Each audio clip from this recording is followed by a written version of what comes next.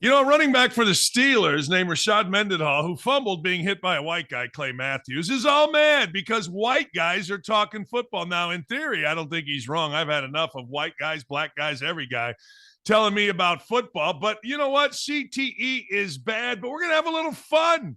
It's the white versus black Pro Bowl.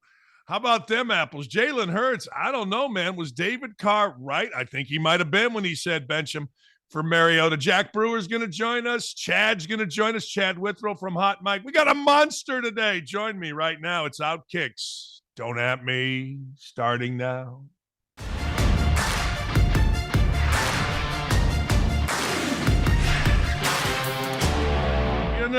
I love stupid, and there's nobody dumber than former players, and there's nobody dumber than former NFL players. Former NFL players are the gift that keeps on giving. It is. And remember, calling all you OutKick people, all you fans, starting on January 3rd, we are moving strictly to OutKick.com. We're taking the shackles of YouTube off. You'll be able to get YouTube. You'll be able to get our videos here and catch up. But if you want the full show, you got to go to OutKick.com starting January 3rd. It's OutKick.com/watch. It'll be your one-stop shop for all things on these great shows. All right.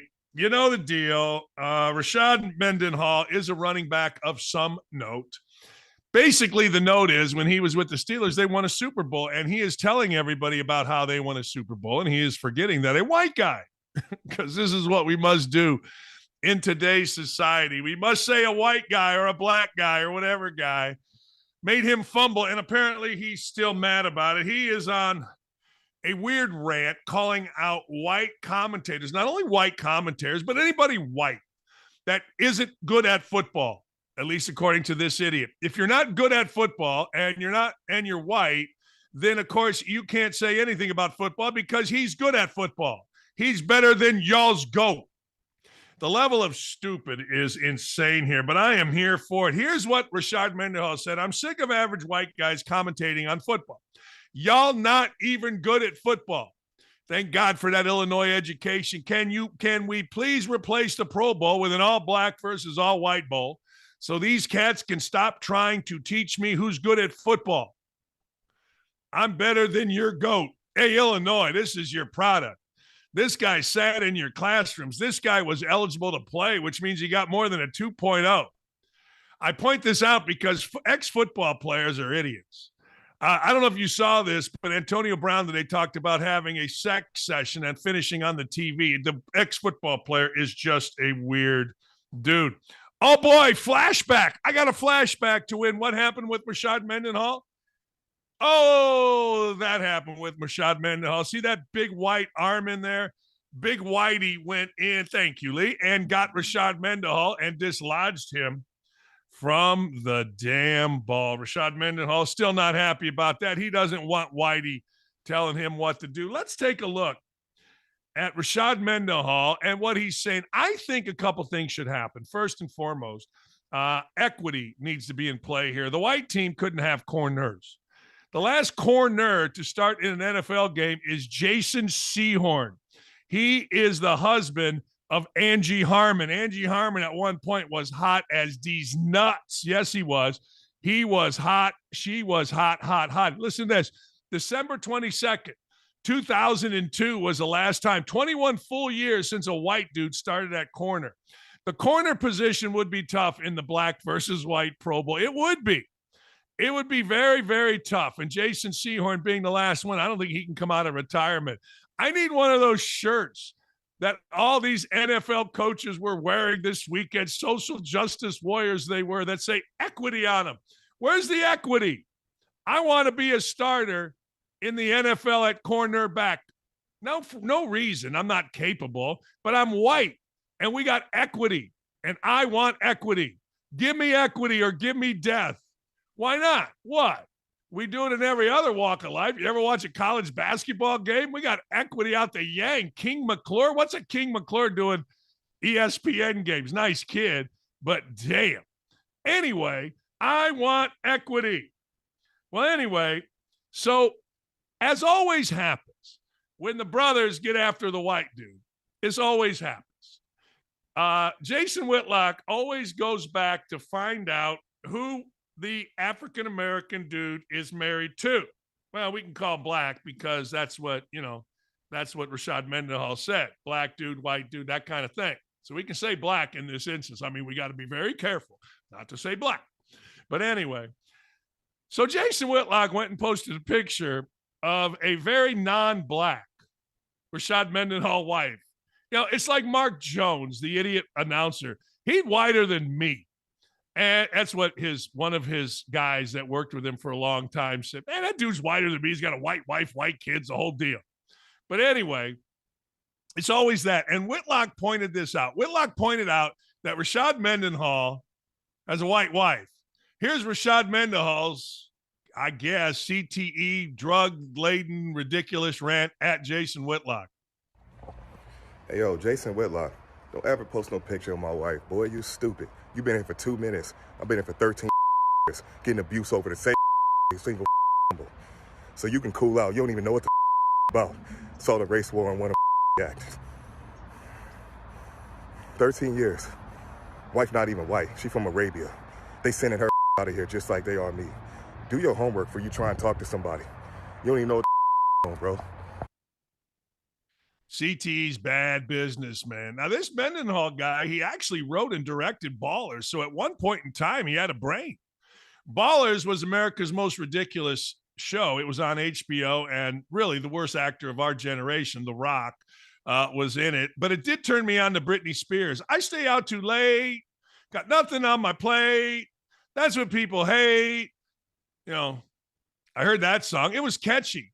So this guy Mendenhall, who is, walking around what looks to be a very palatial estate, is saying that the government's trying to get him out of here. Why would the government care about this idiot? Everybody's a victim. So this guy, the government's trying to get him out. The government's trying to get his wife out. I don't understand it. You don't understand it. But hey, you know what sells, baby? Ex-idiot NFL guy claiming racism. It sells. All you got to do is turn on ESPN every morning, and you're going to see it. So he's mad at everybody. Now let's play a game. What side would Obama be on? Like Obama, basically white. I mean, I know he's got black mom or dad, whatever. I don't even follow Obama, but he's half and half. I think what they should do is in this game, I think they should let Kaepernick play. But I think they should make him play on the white team. I think that would just be for giggles. All right, yo, Cap, you can play, but you got to play with Whitey. Oh, man, I ain't playing with Whitey. Well, look, you want to play or don't you? You're playing with Whitey. White people raised you. You're half white. Tie goes to the white guy here. You got to play. Equity. Oh, man, it is absolutely beautiful. But good for Rashard Mendenhall. Man, this conquering hero came back to Illinois. They gave him special seats. CTE's a mother. We'll read about it. We'll read about Mendenhall. Look, this is all simple. We'll read about Mendenhall doing something stupid, and then he'll get like, I don't know. He'll be like that idiot Marshawn Lynch. Get drunk, crash his car, crash into people in Vegas, and end up on your TV doing Skittles commercials. That's what Mendenhall will end up being. He'll end up like being an idiot, robbing or doing something stupid, crashing a car, and he'll end up on your Tony the Tiger commercial. He'll be selling something to you. Or he'll end up on Real Sports with Brett Musburger. No, what's that guy? Bryant Gumbel. Oh, man. Hey, speaking of stupid, Anthony Edwards, star basketball player, he's broken his silence. He's broken his silence over claims he tried to force a woman to get an abortion after cheating on his long-term girlfriend. As he admits, I made comments that were not me. Well, who were they? They're not me. That's not who I am. He doesn't say he's sorry. Doesn't say nothing. He just says, this wasn't me. We got a whole list of NBA stupid here. But let's see Edwards' screenshots. Edwards is trying to force a girl. He's got a longtime girlfriend. And Edwards came out and he said, well, I'm not about that business. I've got a longtime girlfriend. This is a while back. And, he obviously didn't. He doth protest too much. And when anybody doth protest too much, you know the deal. You know the deal. I'm just telling you. You know the deal. They're full of crap. He's like, well, I have a girlfriend. He did this about a few months ago. Well, I have a girlfriend. I'm not about any of you little hoes that want to come at me. Don't bother because I got a girlfriend. Hey, look, I don't know what to tell you. All I can tell you is like every other out of control NBA player, you know what? He's just another dude with a penis. And I'm not mad. I'm not even mad at Stephen A. Smith saying she's a woman. She's free to do what she wants with her own body. This America, if she's impregnated, she wants to have the child, that's her business. If Anthony Edwards does not want her to have the child, that's his business. There are no loyalties violated because he wouldn't want the child. She clearly did it to humiliate him and compel him to think the way she wants him to think. So she's using the public to do it and violating his privacy. Well, I thought wanting somebody to have an abortion is the democratic way. I mean, isn't that what we're all about? Aren't we all about the democratic way? And if you say you don't want people to have abortions, then you're a horrible human being. But somehow in our twisted, insane world, in nuts, crazy, ridiculous world, we don't have a problem with people getting abortion. In fact, we want them to get abortions. I don't understand it. You don't understand it. But, I don't know. Man, you can't force a kid in the world. You don't know what it is yet. Yeah, but I don't want a kid. Just take the pills. You got the money. What's the hole up?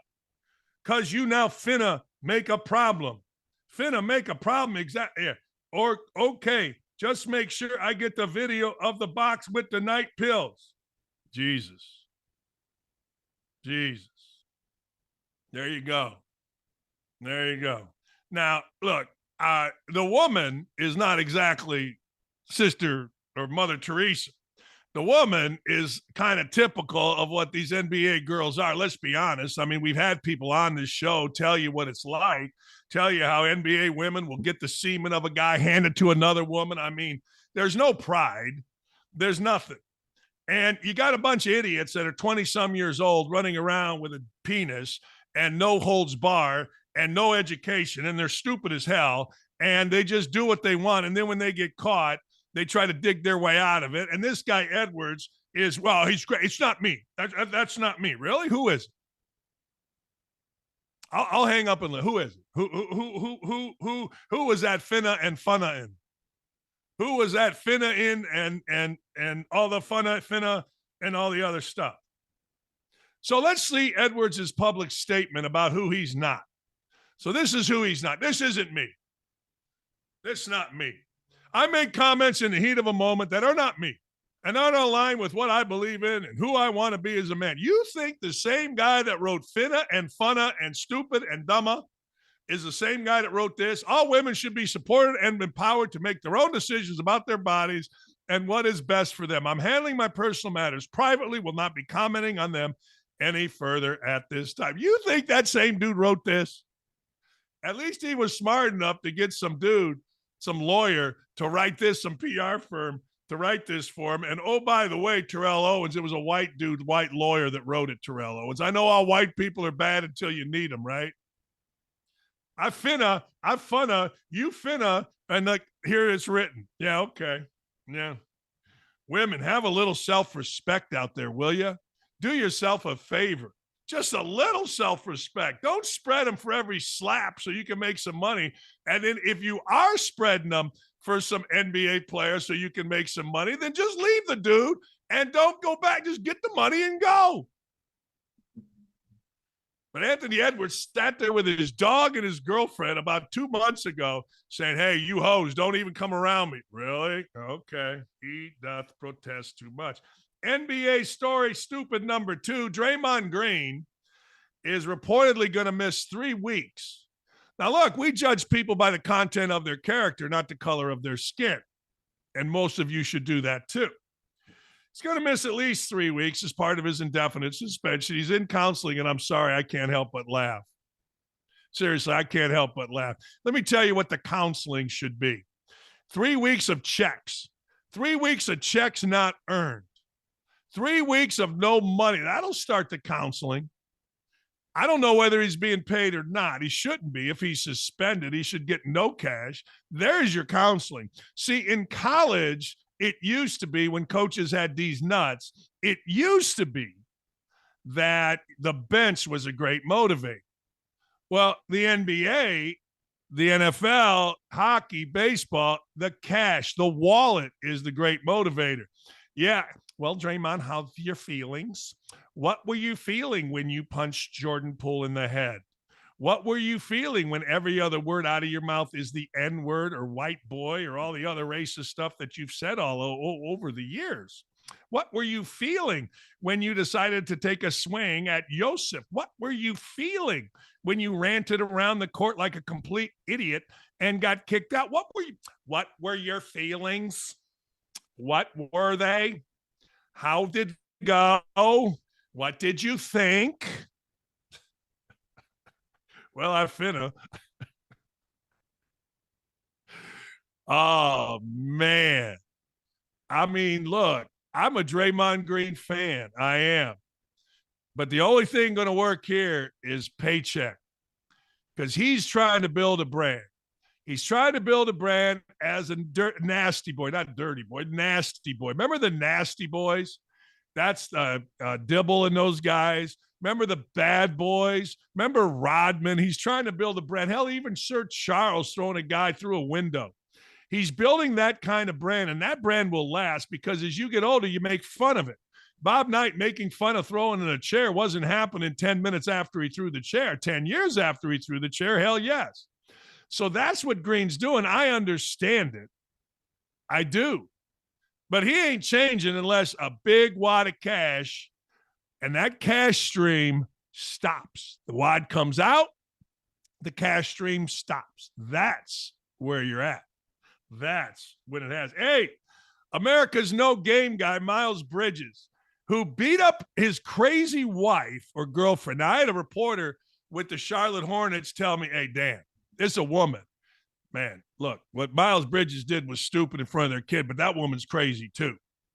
And then he decided to throw something at her car again. He's got a 10-year, I've never heard of this, 10-year restraining order against, I don't know if it's his wife, his baby mama's friend. I don't know, somebody that had some sex with him and kids. That's another guy. There you go, Miles. So Miles Bridges, who was the greatest kid ever, everybody told me when he was at Michigan. Oh, he's the greatest. I criticize him because he got no game. He can dunk and he can shoot. He got no shape. Anyway, Miles Bridges is barred from entering Canada. Now, I want you to think about this. This is the level NBA players are at. They're barred from entering Canada. Hey, look, man, we're letting 8 bazillion Venezuelan drug doers. We're letting them empty prisons in Peru. We're letting those guys come out. But Miles Bridges, you can't come in. I'd never heard of that before. I was telling these guys the other day, yesterday after. I never heard that. I never heard that. I have never heard. It's just basically they're saying, look, you're a felon. You're a wife beater. We reserve the right to keep people out of our country, and you're one of them. That's amazing. Seriously, that's astounding to me that this happened. Miles Bridges is a nice guy who made a horrific series of mistakes. And, you know, it is hard for 22-year-olds, 25-year-olds, whatever, to handle all this money. They're trying to figure out life, and they get all this green. But damn, to be denied entrance to Canada. Woo! Man. Oh, man.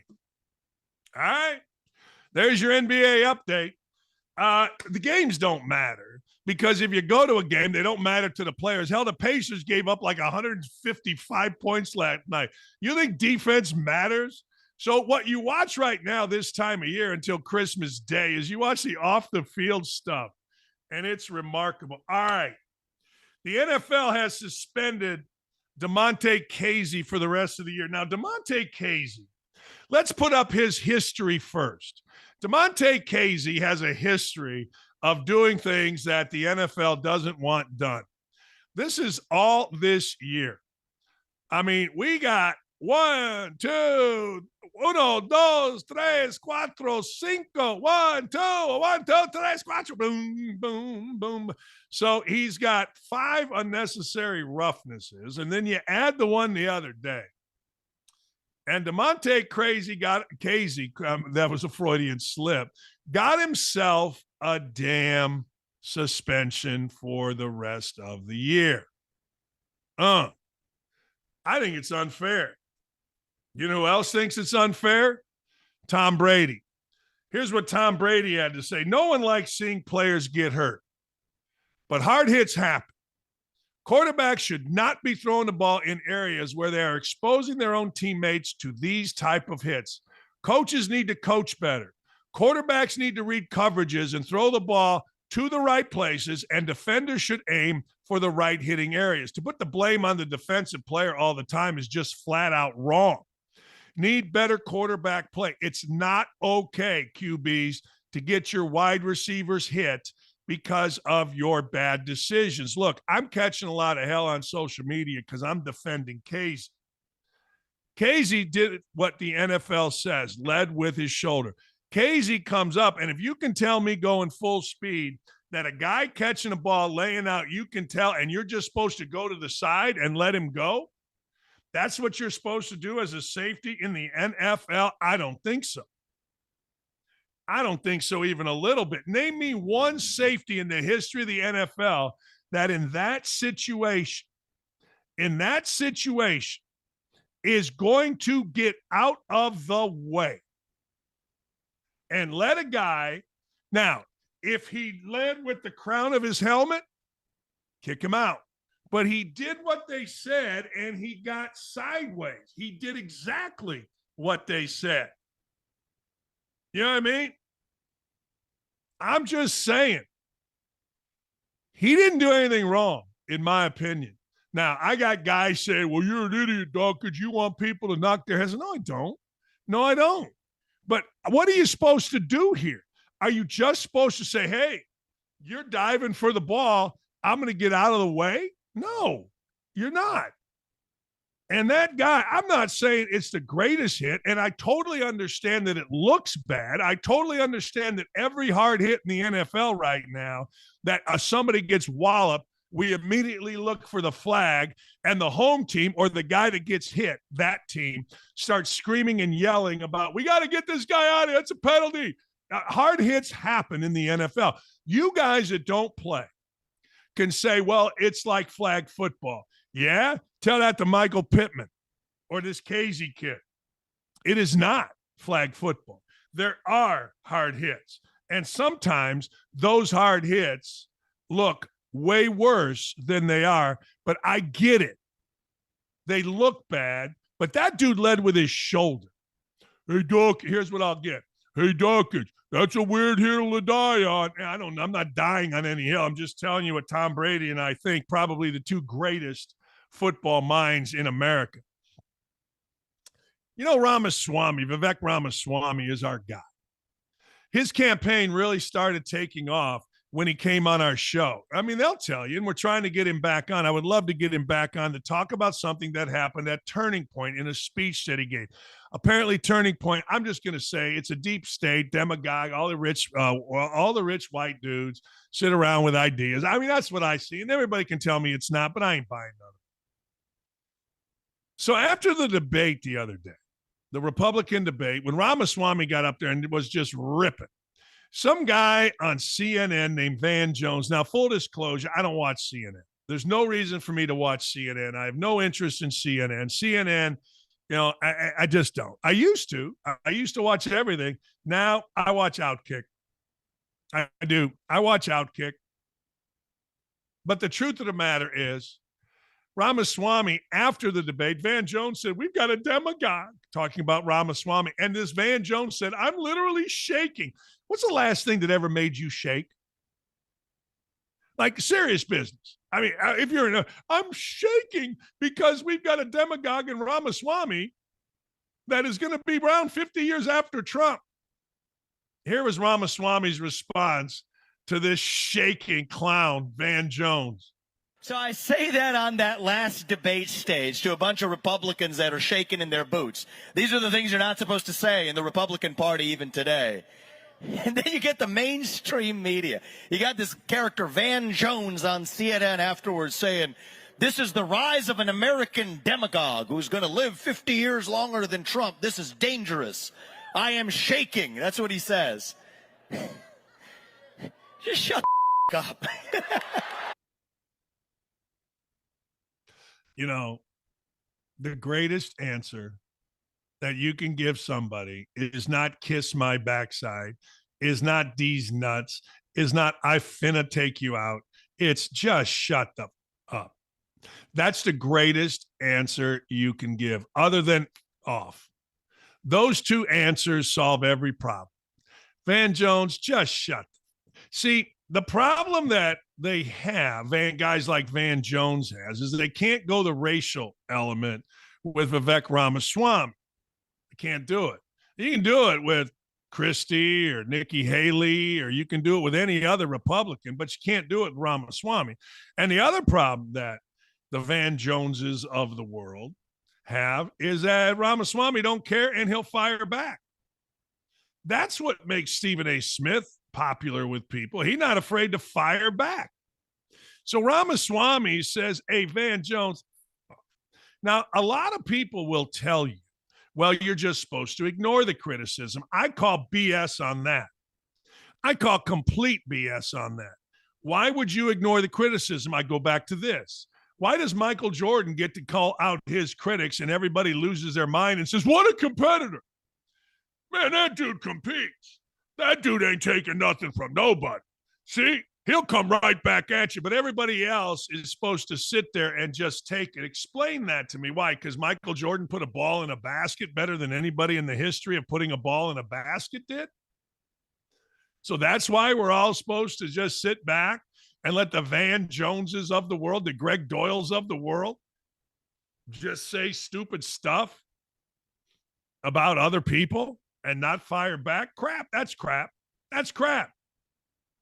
We should all fire back at critics. We should all fire back, particularly when you got the truth. I mean, what Ramaswamy basically said was, look, we're going to make the country great again. Did I say make the country great again? Did I say make America great again, where you go to church, you actually work out? You care about other people, not your own income? You try to keep the border safe. Did I say that out loud? You expose all the fraud going on in our government. Did I say that? Make America great? Oh, my God. If I said that, I don't apologize for one freaking second. In fact, those of you that are offended by Make America Great, you should be apologizing to me. Who are you trying to make great? See, Ramaswamy's just up there using the Trump playbook of, you know what? I honestly don't care. I honestly don't care what you think of me. I honestly don't care what you're going to do to me. I'm going to say Nikki is corrupt. I'm going to say Van Jones, shut the F up. It's the Trump playbook. Actually, you know what it really is? It, ladies and gentlemen, is the American playbook. America was started by people that had just had enough. America was started by people that didn't give a rat's ass. Now America has become, well, we got to tiptoe around. Idiots impregnating women, and we got to tiptoe around. Women exposing text messages, and I ain't tiptoeing around nothing. You get to a certain age, what do you care about? Why do we care? Don't care. Are you kidding me? Good for Ramaswamy. While these other guys are bought and paid for, while these other guys are, whenever you see a politician do this, not with that frown, with his face, he's got his hand up, you know, where it's like this or it's like that. You know what you should do? Just say, look, son, get off the stage. Ramaswamy don't care. And that's why I'm in on Ramaswamy. Well, he's a phony. Okay, whatever. In 1975, he said this. I don't think he was born in 75. In 1994, he said, hey, I don't care. No. Well, you're the same guy that voted for Trump. And Trump said, grab him by the foot. I don't care. No, I don't care. Guys say things. What are you going to do? Women say things. Women say things far worse than guys. Nah, I don't want to hear it. No. By the way, I got it wrong. It's Jonathan Hutton, not Chad. That is on our show. Hey, can we show Ramaswamy again? Do you guys mind replaying that? So I say that on that last debate stage to a bunch of Republicans that are shaking in their boots. These are the things you're not supposed to say in the Republican Party even today. And then you get the mainstream media. You got this character, Van Jones, on CNN afterwards saying, this is the rise of an American demagogue who's going to live 50 years longer than Trump. This is dangerous. I am shaking. That's what he says. Just shut the up. You know what I love? Two things. This guy, Van Jones, like, just disgusted to have to say the guy's name. And then the laugh after the just shut the up. The level of dismissal there are freaking awesome. It's just awesome. We got this guy, Van Jones. That's great. I'm voting for Ramaswamy if I'm not voting for Trump. I don't know how Trump beats 91. I mean, how do you beat 91 whatever charges? I don't know. Mask Money's mad. Mask Money is all mad. Of course, Dan the Angry Man is immediately worried about what players the white team will get. Just continues to show his racism. Some days he gets to show his sexism too. Just keeps shouting out the white OutKick motto, white is right. Now, I don't know about that, but what I do know is I want to know who's on the white team. Why is that offensive? I mean, we got a black guy saying that we're going to have a white versus black all-pro. Pro Bowl. All right. I say you put Kaepernick on the white team just for giggles. I say you put Obama on the white side just for giggles. I mean, what the hell? Just for S's and G's. That's what I say. And if that offends you, tough. That's you, man. You go be offended. Here's the deal. Go stand over there in the corner and be offended. Hey, did you know there's a guy named Devin White? Do you know who Devin White is? Devin White is a football player. Devin White plays for the Green Bay Packers. I tell you this, he plays for the Tampa Bay Buccaneers. Devin White, I tell you this all the time about football players. Everything is great with football players until what? Until it's not. And Devin White's a good player. Like, Devin White is, he's good. I mean, now, Devin White, when he was told he wasn't starting, said he couldn't go against the Packers. I can't go. I can't go. He told me he couldn't go as we played the guys we had to play. The guy ahead of him got 6 tackles. So basically, what happened was White quit on his team. Yeah, Devin White just simply quit on his team. Now, you're going to see people like Richard Sherman make excuses. You're going to see people that, hey, I can't go. He can't go. No, Devin White quit on his team, period. And that's the stuff we get into in sports. You see it all the time in college sports. You're seeing it constantly. More money, more problems. It's exactly what Lee's father used to say. More money, more problems. So you give all this money to kids. You give all this money to different people. And guess what you got? You know what you got. You got more problems. Hey, speaking of problems, Philadelphia Eagles have lost 3 in a row. A few weeks ago, David Carr, former number 1 pick in the NFL draft, who got crushed because of a bad offensive line, made the comment that right now, given the health and other things, reading the defenses at all, Jalen Hurts should be benched in favor of Mariota. Let Jalen Hurts get better and then bring him out and play. I laughed at it. Everybody laughed at it. I figure, hell, David Carr just talking. He's an NFL former player, so he's just talking. Well, guess what?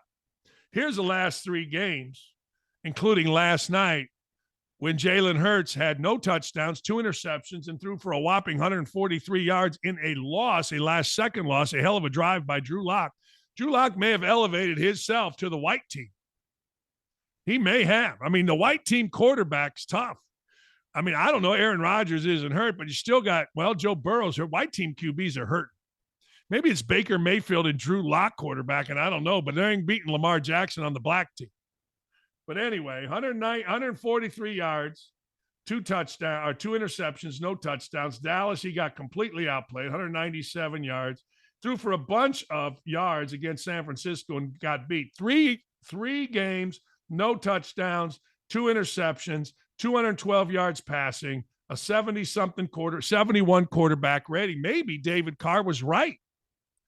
Can you imagine the racial comments by the Ryan Clarks of the world, the Rashard Mendenhalls of the world, the Michael Irvins of the world? By the way, Michael Irvin is mad because Sean Payton lit into Russell Wilson. Screw Michael Irvin. You're the coach. He demands an apology. Hey, I demand to know how much coke you did in the White House. I demand how many times you cheated on your wife, Michael Irvin. I don't want to hear from Michael Irvin demanding anything other than whatever. No, I don't want to hear it even a second. No chance. Nothing out of Michael Irvin. You're lucky to have a job. You've been a pain in the ass for years and years and years. Just shut up when it comes to coaching. But I digress. I did digress right there. Maybe, just maybe, David Carr was onto something. And here's the deal. When smart people, smart quarterbacks get on television and they start telling you smart things, maybe we should listen. Here's what I always say to my audience. People disagree with me all the time, but I've thought about the things that I say on this show. You haven't. You're hearing what I say, and then you're reacting to what I say. I did that with David Carr. I heard what he said, and then I reacted to it. But David Carr had thought about this. David Carr had thought about benching Jalen Hurts and starting Marcus Mariota before I ever thought about it. And I immediately thought about, well, he's wrong. But he had thought about it. He had researched. He had studied it. He's right. Maybe I'm wrong. Now, the kicker is I don't know, and we don't know what Marcus Mariota would do in it, because Marcus Mariota has not proven himself, other than a few games against bad Colts teams, to be the guy. But the fact of the matter is, you know what? David Carr looks looks smarter and smarter with that take as each week goes on. Jalen Hurts did not look very good. Matt Patricia was the defensive stalwart or defensive coach that was brought in. And why do we always blame the coach for a long drive? Why don't we blame the players anymore? You know, Drew Lock had to take the Seahawks like 93, 97, whatever it was, yards, and he did. And nobody blames the player. Nobody blames the corner that got whipped. Nobody blames the safety. Nobody blames nothing but the coach. I get it. Matt Patricia's an easy target. But damn, used to be we blame the players. Used to be you didn't even know who a first defensive coordinator I ever heard of was Buddy Ryan. And that was because, frankly, the Bears were so good. Everybody's like, wait a second here. But all of a sudden, it's on Matt Patricia. Aren't defensive backs, safeties, edge rushers, pass rushers? Aren't they linebackers? Aren't they paid to do, like, I don't know, play defense? Speaking of defense, Darius Leonard's shot. Man, he whiffed on a couple tackles. I started watching him. I feel bad for him. I guarantee you he'll be cut in the next couple weeks. All right, Jack Brewer is going to join us. Jonathan Hutton is going to join us coming up at 10, 3-time NFL captain, founder of the Jack Brewer Foundation. We're going to talk about the white versus black Pro Bowl. Man, don't have many corners on that white team. We'll be right back. You know, it's shaping up to be one of the busiest holiday traveling seasons. And speaking of shape, if you're too fat to fit in one seat, Southwest will gift you a full row to spread out your extra self. All right, so the really cool thing about Southwest Airlines is their customer of size policy. How it works is if you're a person of size, you can get 2 seats, even 3 seats, complimentary or reimbursed. So if you choose not to buy a second seat ahead of time, the day you get to the airport, you go up to the gate and you tell them that you think you're gonna need an additional seat. They will give you an additional seat pass, or even 2 if you need it and it's available, so that you'll have a complimentary second seat and third seat if needed. They've been known to set aside extra seats for special situations like this, and if there's not seats available for additional seating like you need, they will actually ask someone to transfer to a later flight and get reimbursed and a free ticket and everything like that.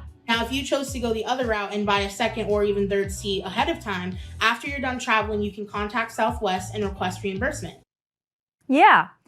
As she said, this is part of the airline's customer of size, that's what we call it now, inclusion policy, which states that passengers of size have the option of purchasing just one seat and then discussing their seating needs with a customer service agent at the departure gate. If it's determined that a second or even third seat is needed, well, that person will be accommodated with a complimentary additional seat. And as she mentioned, customers can also pay for extra seats in advance and then contact Southwest for a refund of the cost of the additional seating after travel. You know what? This is a load of BS. Those of us who fit in one seat buy one seat and we get one seat, but those who spill over into multiple seats just get them for free.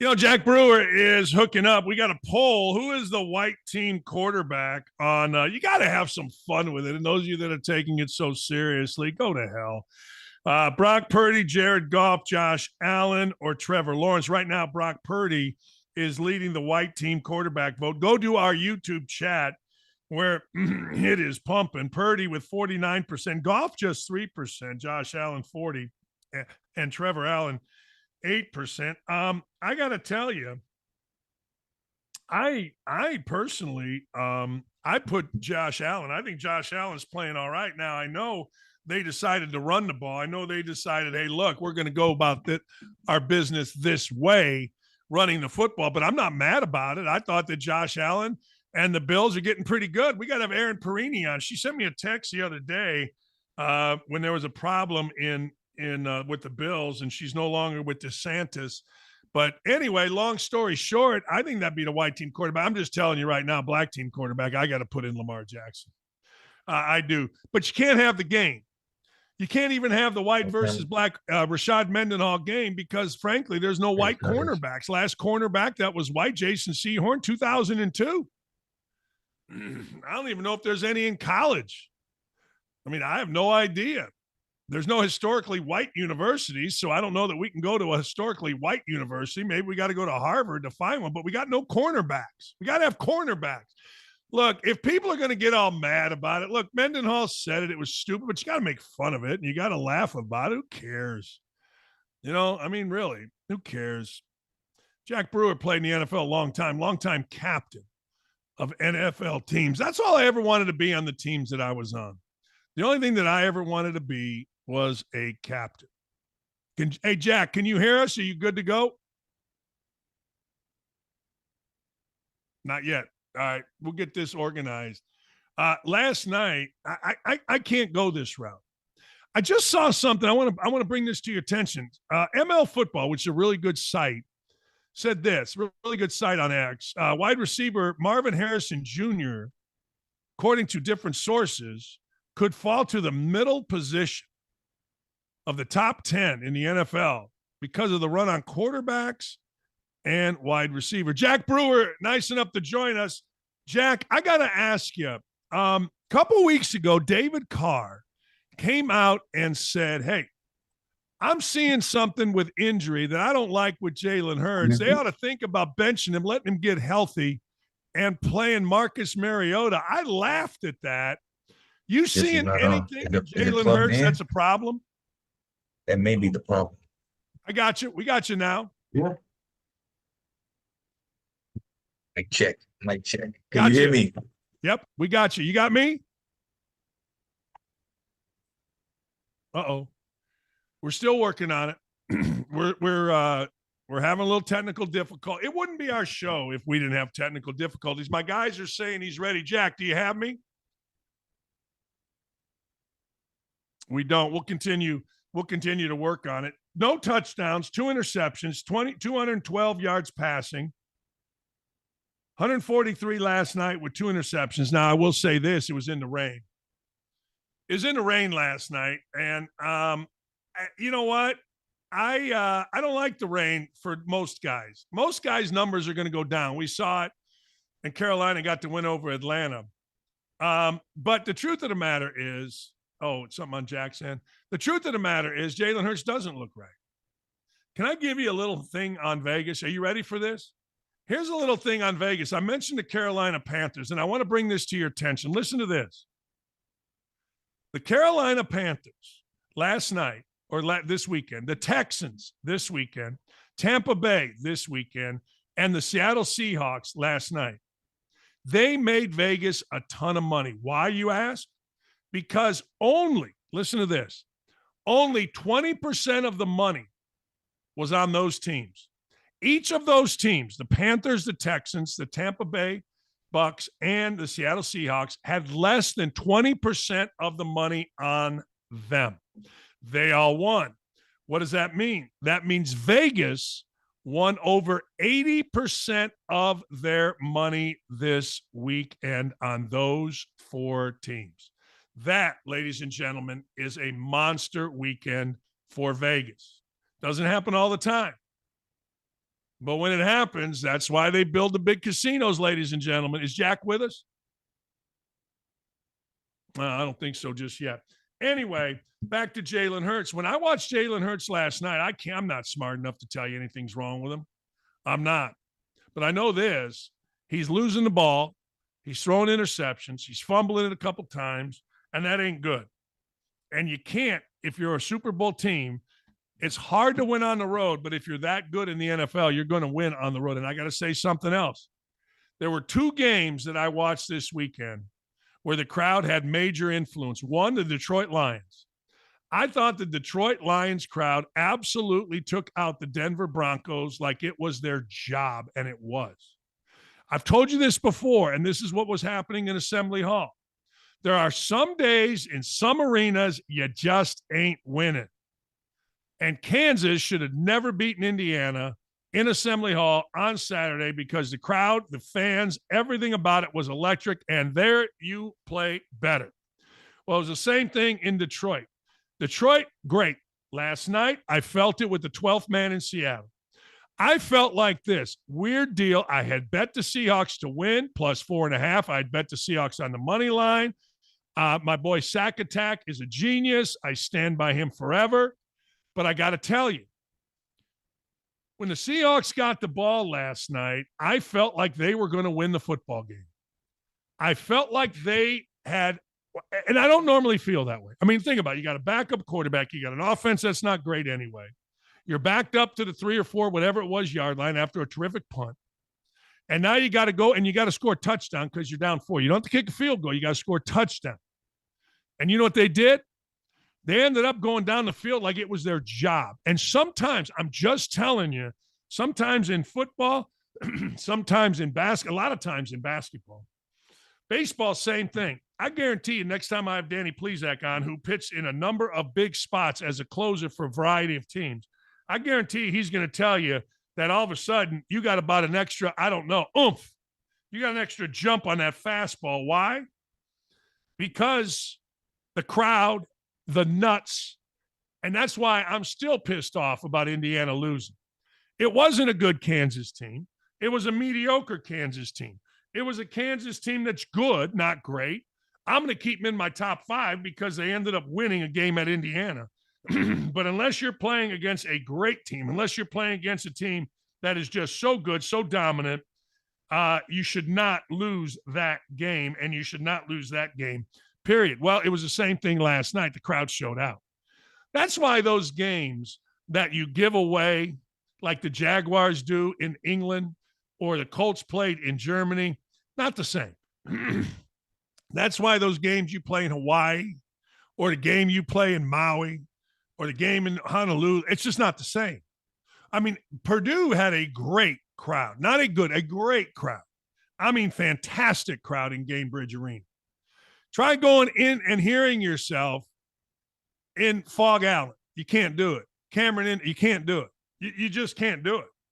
Assembly Hall, that way. Football, that way once in a while. Not every time, but once in a while, it is like that. And I got to tell you, Jay Smith says, hey, Dan, KU is going to be there at the end in March and April, Dan. IU, not close, not a chance. I'm not saying you're wrong. I'm not saying IU's great. I think IU's going to be good enough to get in a tournament. But I am saying that Indiana at home, on that particular day, against a Kansas team that is where Kansas is right now, the crowd and the team should have won that game, like you saw what happened with the Detroit Lions and like you saw last night with the Seattle Seahawks. Sometimes it matters.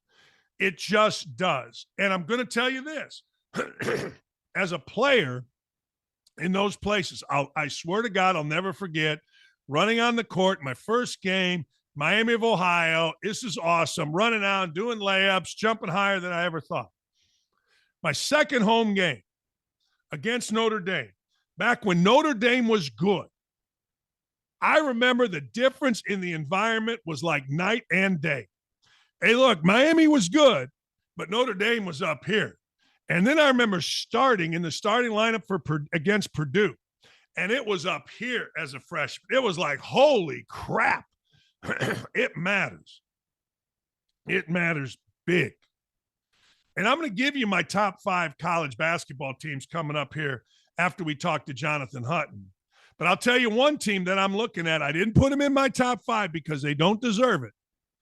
But watch out for Sparty. Sparty clipped Baylor good, really good.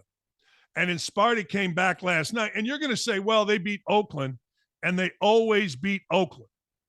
Yeah, they always beat Oakland. But I got to tell you, Oakland, personally, will play you tough. They played a lot of teams tough this year. All right, before we go to break, those of you just joining us, I noticed we had an influx of people joining us. I'm going to show you my favorite moment from the weekend. It did not involve football. It did not involve basketball. It did not involve IU. It did not involve Purdue. It did not involve the Colts. It did not involve the Bears. It did not involve anything. It involved Vivek Ramaswamy. This is the kind of stuff that I love. And personally, I cannot play this enough. When somebody comes at you, many times you ignore it. Like, I'm going to ignore the people saying that I'm a racist because I want Obama to be on the white side of the Pro Bowl. I'm going to ignore the people that say I'm a sexist, I'm a racist, I'm whatever, because they're stupid. But when somebody comes out on CNN, when somebody comes out like this Van Jones guy and says about a political candidate that he is a demagogue, and I'm literally shaking. Here was Ramaswamy's response, and this is the best thing you're going to see from the weekend. So I say that on that last debate stage to a bunch of Republicans that are shaking in their boots. These are the things you're not supposed to say in the Republican Party even today. And then you get the mainstream media. You got this character Van Jones on CNN afterwards saying, this is the rise of an American demagogue who's going to live 50 years longer than Trump. This is dangerous. I am shaking. That's what he says. Just shut the up.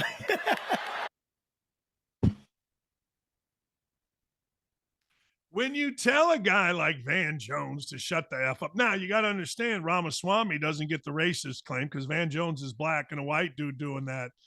Oh, you're racist. Remember, Donald Trump was not racist until when? Until when?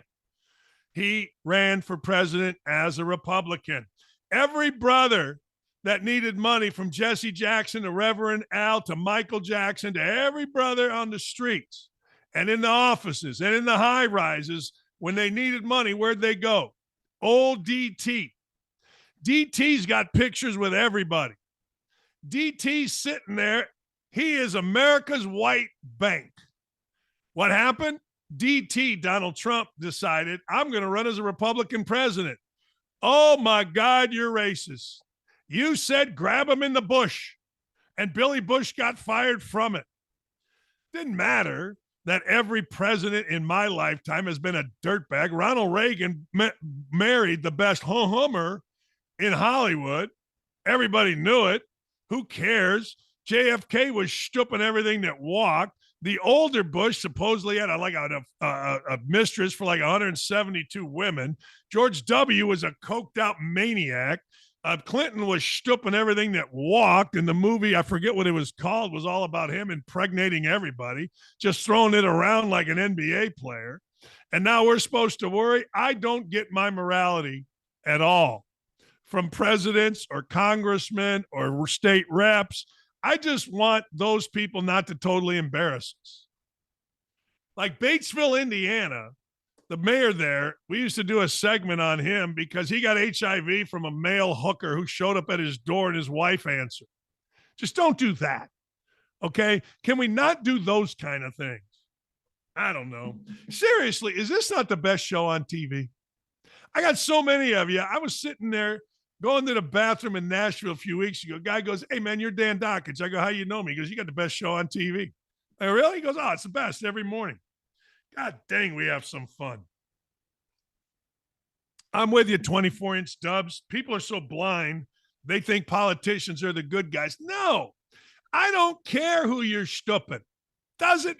Hey, look, if you had a threesome with a Sherpa, a goat, and Melania, I wouldn't care. I'd be like, why you got the Sherpa and the goat in there? Melania should be enough.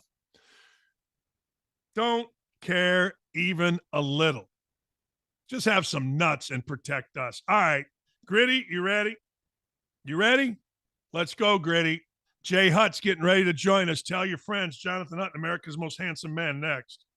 So Megan Rapinoe, everyone's favorite U.S. women's national team player, she had some things to say about how she feels like playing soccer for her country is the worst job in the world. And playing for the U.S. women's national team is the worst job in the world. I don't want to misquote, all right? I don't want to paraphrase here. I want to get this right before we respond to it with what Megan had to say. The headline, and now my computer is frozen.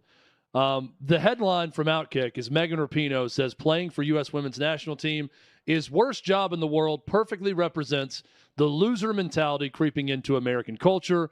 Story written by Mark Harris, friend of ours, been a guest on this show. Quote from Rapinoe, and this is in the new Netflix documentary series, Under Pressure, the U.S. Women's World Cup team. Quote, I always say it's the worst job in the world because if you do your job, then you were supposed to.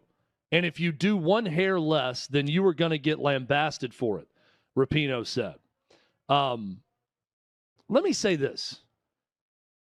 First off, to say that playing a sport for a living is the worst job in the world is utterly ridiculous and completely lacks self-awareness for what a lot of people, men and women both, have to do for a living, okay?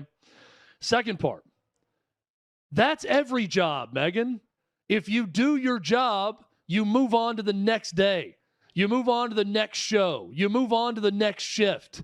No one is patting you on the back. No one's throwing a party for you. You just get to keep doing the job. And when you don't do your job, you get lambasted over it.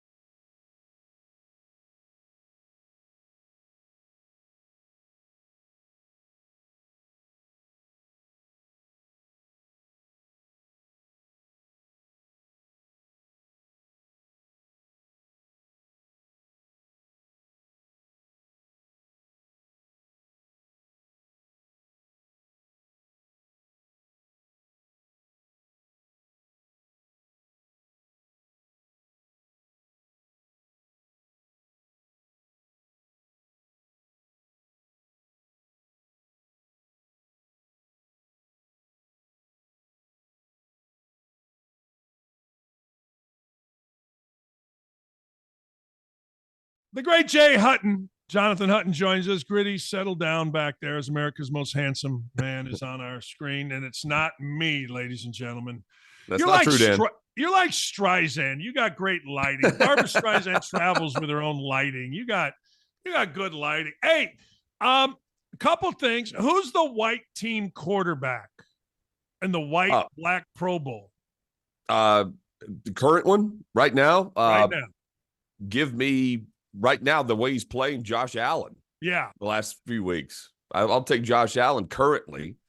Over the course of the entire season, give me a healthy Joe Burrow, but he's not healthy. So, yeah, I'll take Josh Allen with the way he's playing right now.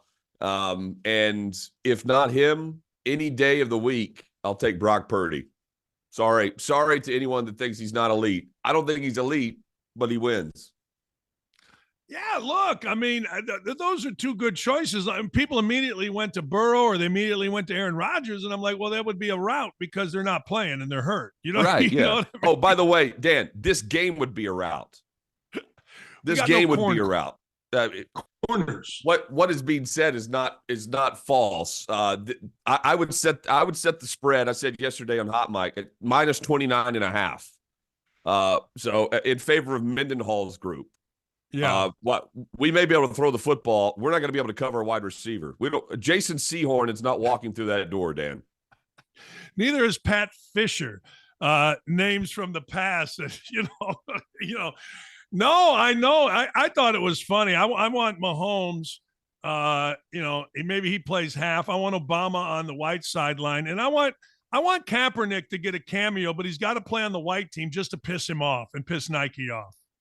Yeah, but if we could piss off everybody's going to be pissed off at the final score. That's what's so funny about it. It's amazing to think the positions where it's like I made Chad cracked up yesterday, Dan, because he was like, yeah, but we've got Christian McCaffrey. Who's he talking about to go? We've got Christian McCaffrey. I said, yeah, and he was like, yeah, you're right. Like we had the pressure is on McCaffrey like it was in Carolina. We're not very deep at the skilled positions. I know we got Cooper Kupp and all, but we're not very, Adam Thielen may be walking through that door in about 5-7 years ago. All right, but I don't know about now, I mean, I don't. We got a lot of, exactly. We have a lot of possession receivers. Yeah. I mean, but all right. Hey, I got to ask you, a couple weeks ago, David Carr came out and said, yeah, there's something not right with Jalen Hurts, and he should be benched for Mariota. You guys saw enough of Mariota to know that, all right, that ain't like all of a sudden putting Earl Morrow in for Bob Greasy. I'm not saying he's right or I'm not saying he's wrong, but certainly in the last 3 games, Jalen Hurts hasn't been very good. Something's off there. But something's off with the team, Dan. It's not just Hurts. I understand what Jalen Hurts is trying to do. He's trying to win the MVP they didn't win last year. He got hurt at the end of last year. He would have won Most Valuable Player.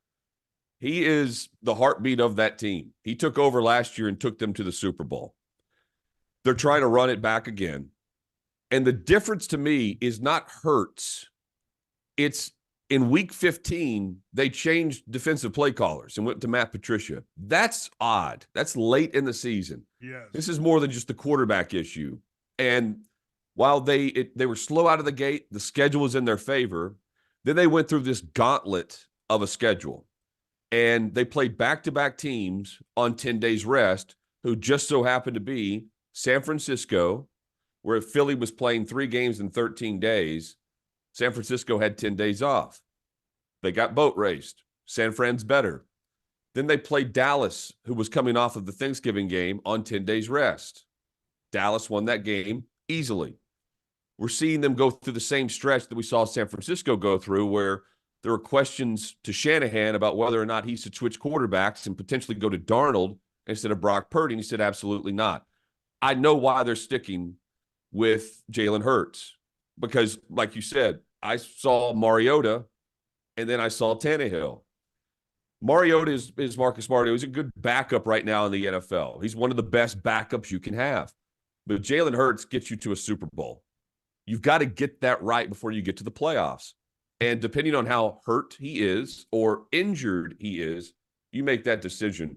But you don't switch it up just for the sake of trying to get him healthy when you can potentially win the number 1 overall seed and play the game in Philly instead of the game in Dallas, because the Cowboys win at home. They don't win on the road. And I think that's imperative to what Philly's trying to do. But there's more to it than just the quarterback, because they're telling you in mid-December, their defensive play caller sucks.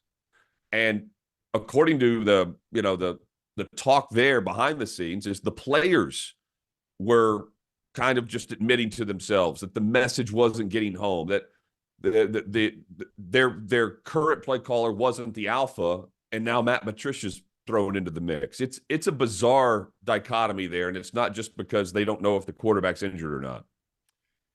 Maybe once in a great while you change coaches, you go on to win, and everybody talks about it. But more times than not, vastly more times than not, changing coaches, to your point, is a sign that we got bigger issues here. Yeah. We got real issues here, and it doesn't necessarily work out. Changing quarterbacks, you guys, Levis, who I really like, maybe out. Tannehill's not the guy, huh? At least not officially, according to Vrabel.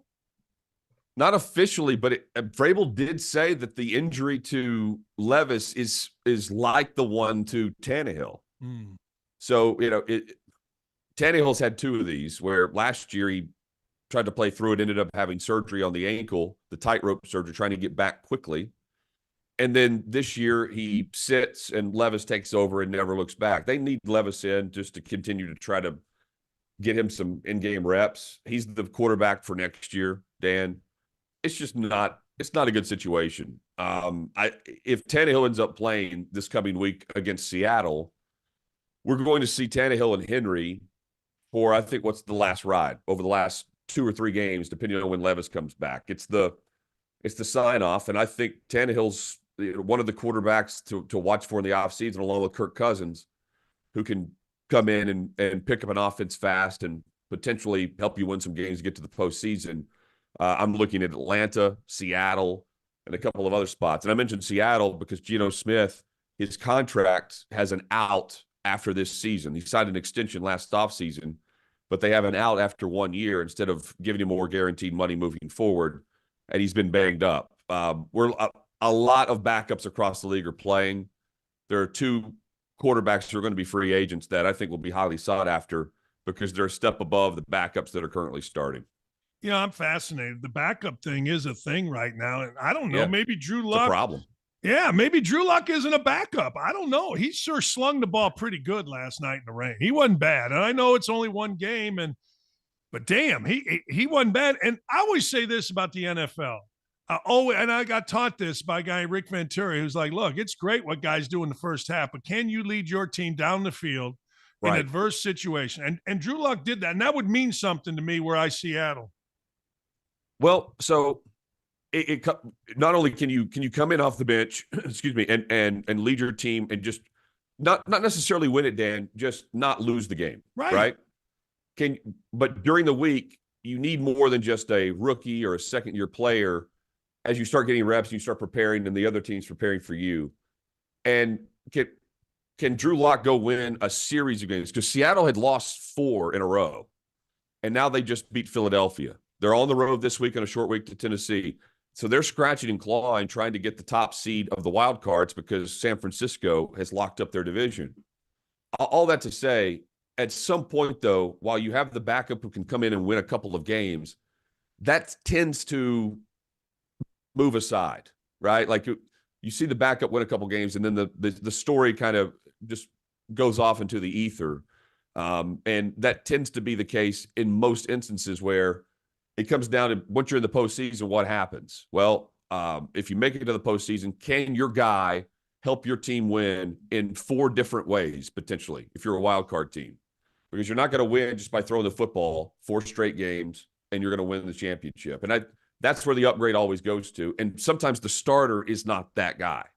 I don't trust Josh Allen to be that guy 4 consecutive weeks. In 1 game, yes. And that's what we saw from Locke last night. Yeah, I'm anxious. What I saw out of Luck was a guy that looked like he was very confident. I was surprised because if you really pay attention to social media, there are memes on him. They make fun of him. And I tell you what, he's got some, I call it, he has some ass to him. I mean, he's not afraid of the moment. Purdy isn't either. I want to go back to something. San Francisco. Yeah. When I watch them play, here's what I see. I see a team that just knows they're better than you. Like, whatever that means. Like, whatever. They're just like, all right, we're just connected. We're better. And whether Purdy's great, I don't know, but he's a part of it and a big part of it. Hey, again, going back to this, he wins. He doesn't lose you the game. And then he's got all these outlets to distribute the football. And here's the key for San Francisco's offense. It's the offensive line. There are awful offensive lines right now in the National Football League. Terrible. San Fran's is showing you that you can't actually have a good one. And beyond that, they can run the football. And the other crucial piece to what they've put together is, and beyond the defense, it's not only is McCaffrey's the engine, right? He's the gas. He's the jet fuel. But their second and third options are better than your second or third defender. Far better.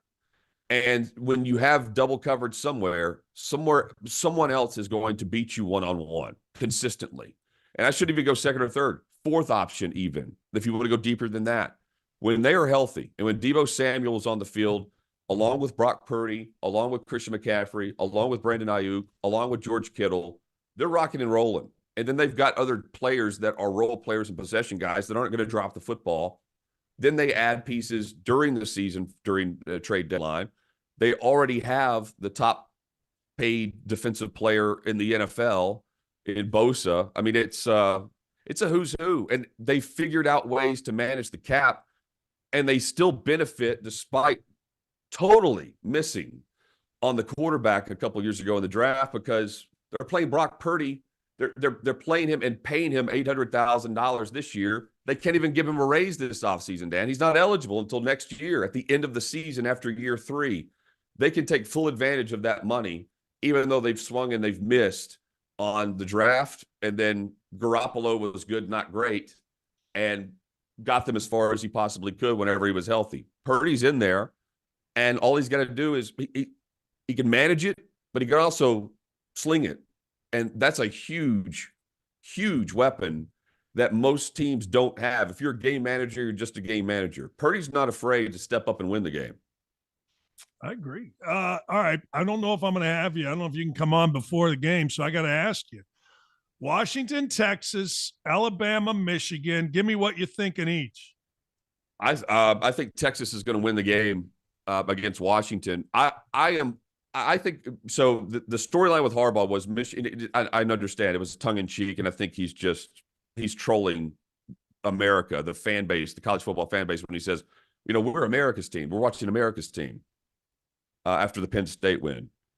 I think America's team is actually Washington this year because let's face it, 80% of the country's probably watched one, maybe two games for Washington, and both of them were wins against Oregon. I want to see Washington win. I don't think that's going to happen. I think Texas wins. I think Bama beats Michigan because, again, I'm playing the trends. The trends have been Michigan has won in the trenches all in the last 2 regular seasons. And then they've been beaten up in the college football playoff, even by TCU, who switched their signs. Give me Bama, give me Texas in the rematch, and I will not be shocked, Dan, to see Alabama win it. I won't. I think it's a great coaching job by Nick Saban.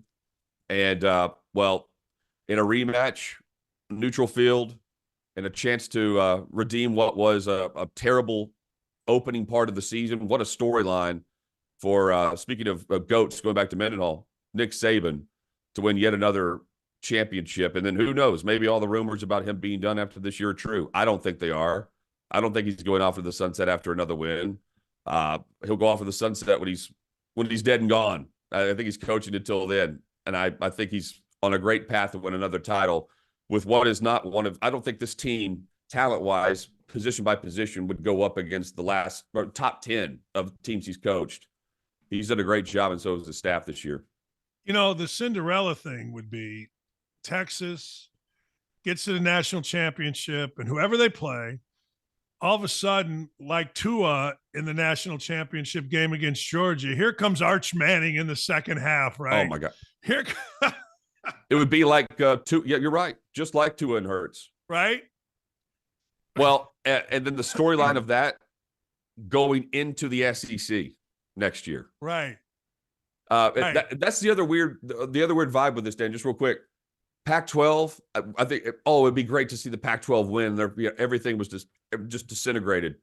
Washington wins. Well, they're going to the Big Ten. It's not the same feel as Texas because you got your mark and the entire conference rooting against Texas, and they're going to the SEC, and there will be SEC chants after they hoist the trophy. That would be amazing.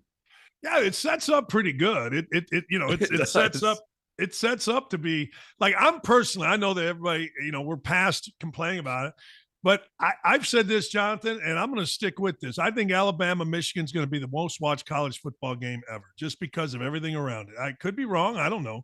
But I feel like this is going to have more interest as we start moving forward to it than any game we've seen because of all. We need one more scandal out of Michigan. If I can get one more scandal, I think I can get this to number one. We need another program to leak some information right before the week before the week of the college football playoff. That's when we'll find out more, or maybe we'll see Connor Stallions team up with Portnoy or something and do something live from there.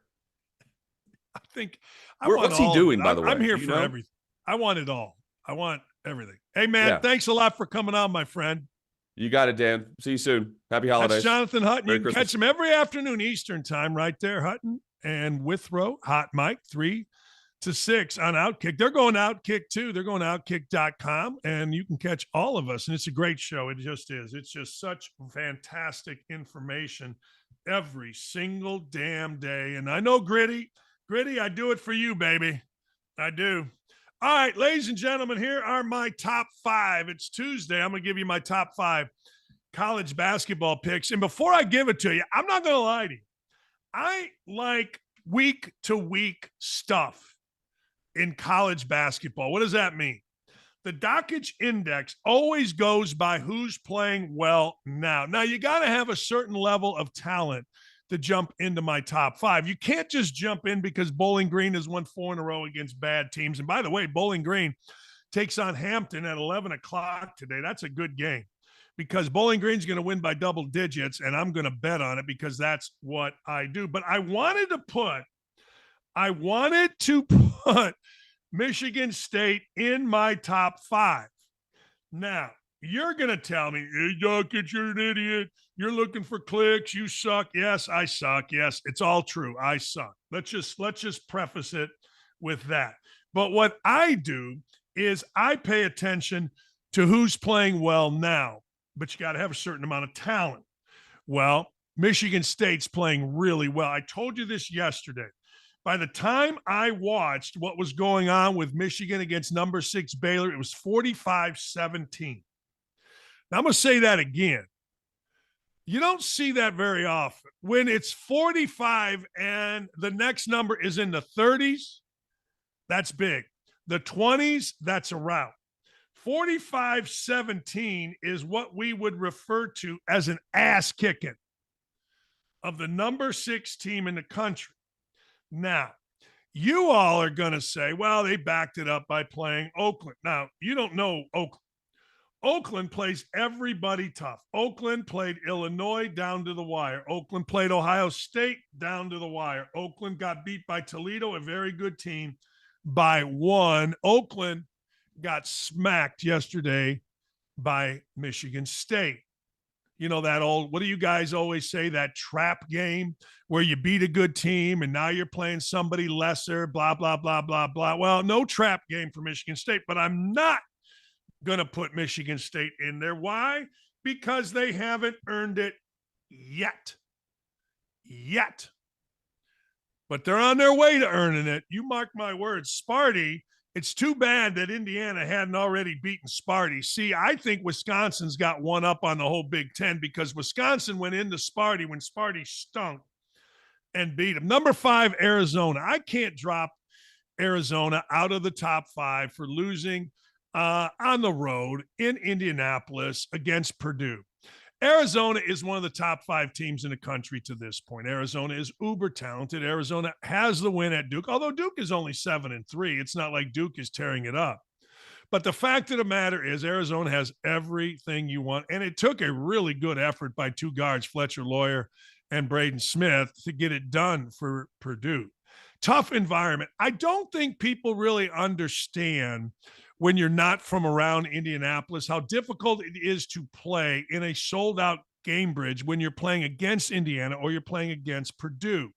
Now, Purdue has always had a trouble selling that arena out, but they did it. Hell, they're the best team in the country. They did it. It's tough. It's 18,000. It's all black and gold, and it's loud. And it's a bunch of people that can't get season tickets to Purdue games that can't wait to come see the Boilermakers play in Indianapolis. Well, you know what? Arizona, you're going to lose. Last undefeated team, 1976, for crying out loud. So teams are going to lose. And you know what? Arizona, you played well. You played hard. Number 4, Kansas. I still am not all that shot in the backside with Kansas. But I got to tell you, Kansas beat Kentucky. Kansas beat Indiana at Indiana. I'm all in. I am. I'm all in. They beat UConn. There's nothing about Kansas that isn't a top 5, top 2, maybe even a top team in the country. I'm just saying, when you beat Kentucky in the second half, DeJuan Harris was lights out. And look, if DeJuan Harris doesn't start shooting the ball and shooting the ball more for Kansas, Kansas is going to get their feelings hurt a couple times when maybe they weren't supposed to in the Big 12 as they move on. I'm just telling you, he needs to shoot the basketball. He was very good shooting the basketball against Kentucky. He needs in the second half, which is about the best half of basketball that they played all year. Kansas, McCullers, very good. Dickinson is flighty. But I'll give Kansas this. They got down. Crowd was crazy. The candy stripe out, all that kind of stuff at Assembly Hall. Usually teams will. Kansas is a veteran team. And Kansas stood up, and McCullers made plays, and Harris made plays, and Dickinson made plays, and Indiana went away. Hell of an ending. Indiana fans are still complaining about the officiating. It's one of the few times in the history of the Assembly Hall where Indiana fans can complain about the officiating. Houston is number 3. I'm not going to lie. I don't even want to talk about Calvin Sampson, although I did see where Buzz Williams talked about Calvin Sampson being a Hall of Famer. You should never be a Hall of Famer if you cheat. You should never, ever be a Hall of Famer if you cheated at 2 schools, ever.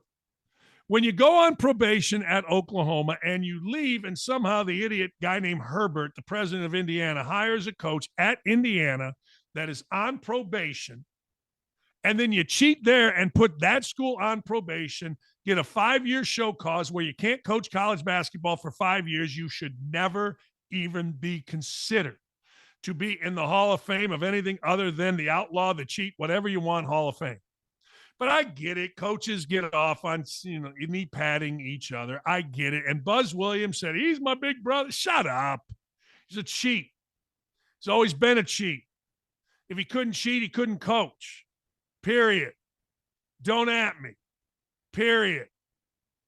Not no great guy. I coached with him. He's all comparing Calvin Sampson's coaching ability to Bobby Knight is not even close.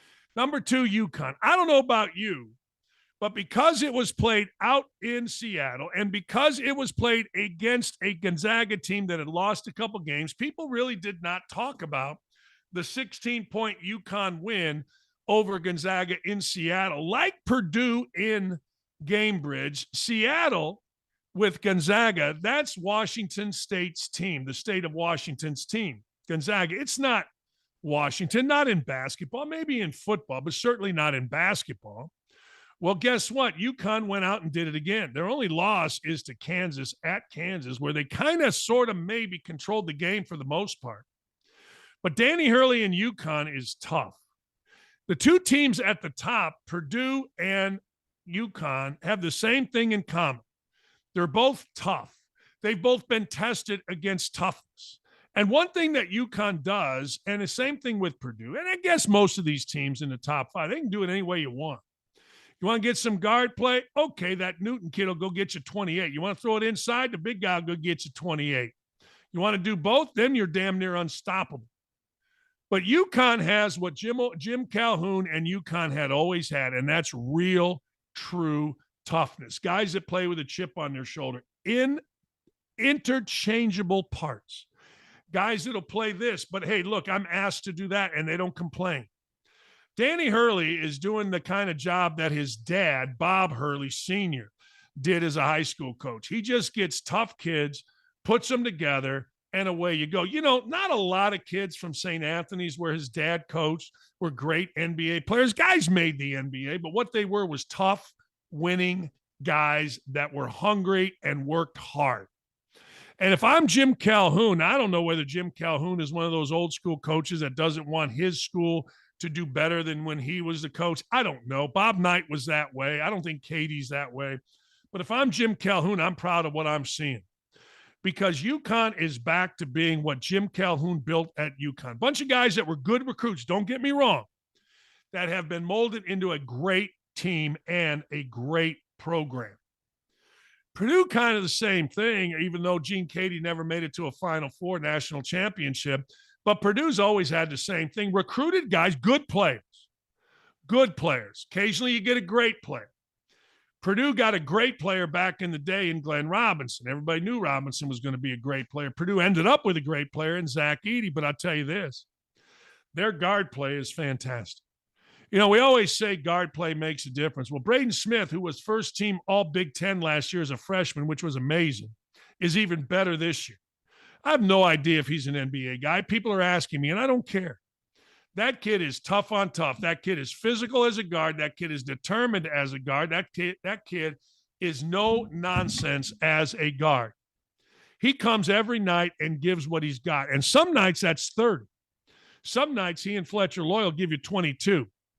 Look, Mason Gillis, Kaufman-Wren, those guys are key. You got to find somebody in those positions. And there's Kaufman-Wren right there. He's athletic. He doesn't quite have it yet. He's kind of not into the Purdue mode just yet. The Moore kid that transferred from Southern Illinois has been a godsend. He's one of the few transfers that just fits in. And Purdue's been tested by everybody, whether it's Gonzaga, whether it's Tennessee, I don't care. Whether it's Alabama, 19 threes, whether it's Arizona, they have the number one schedule in the country. And they've got one loss because they went on the road and the team in Northwestern absolutely, completely lost its mind. There's one great team in the Big Ten, and that's it right there. There's a potential another great team in the Big Ten, and that's Michigan State. Indiana will be around it. But right now, everybody in the country is chasing Purdue. We'll be right back. You all know how much I hate talking about Megan Rapinoe. I swear, every time that I have to utter her name, I tell myself it's the last. She makes me cringe. She makes my skin crawl. All of you probably feel the same way. There's nothing positive that comes out of her mouth, which is why we probably all feel such disgust towards Megan Rapinoe. But this might just take the cake. So she retired.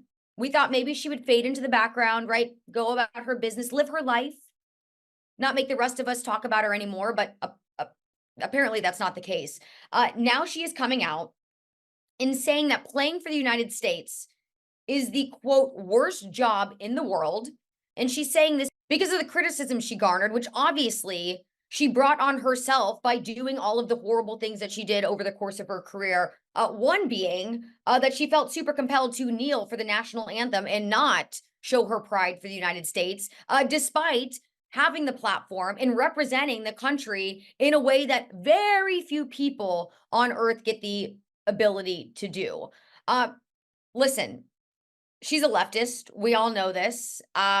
She is fully on board with biological men playing in women's sports. That's another thing that she was getting criticism for, which again, she should, because as a woman, she should realize that if she did allow biological men to play in soccer, let's just say, her success probably wouldn't have been even close to what it ended up being.